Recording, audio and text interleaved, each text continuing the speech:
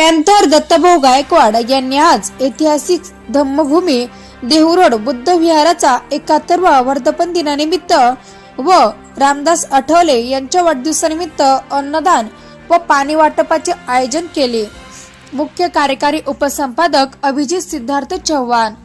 पुणे जिल्हा देहूरोड दिनांक 25 डिसेंबर रोजी देहूरोड येथील ऐतिहासिक धम्मभूमीचा वर्धापन दिन दरवर्षी 25 डिसेंबर रोजी साजरा होतो।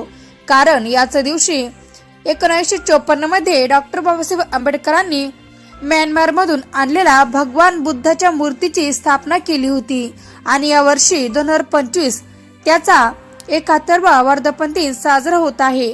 त्यानिमित्ताने व या दिवशी सामाजिक न्याय मंत्री रामदास आठवले यांचा वाढदिवस आहे। त्यानिमित्त पॅन्थर दत्तभाऊ गायकवाड यांनी बौद्ध अनुयायी जनतेसाठी अन्नदान व व्हेज बिर्याणी सुमारे 600 ते 700 किलो व पाणी वाटपाचे आयोजन करण्यात आले होते।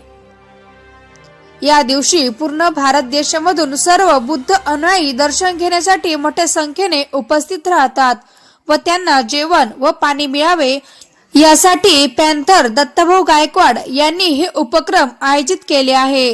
खूप मोठ्या संख्येने नागरिक उपस्थित होते। यावेळी त्यांनी अन्नदानाचा उपभोग घेतला।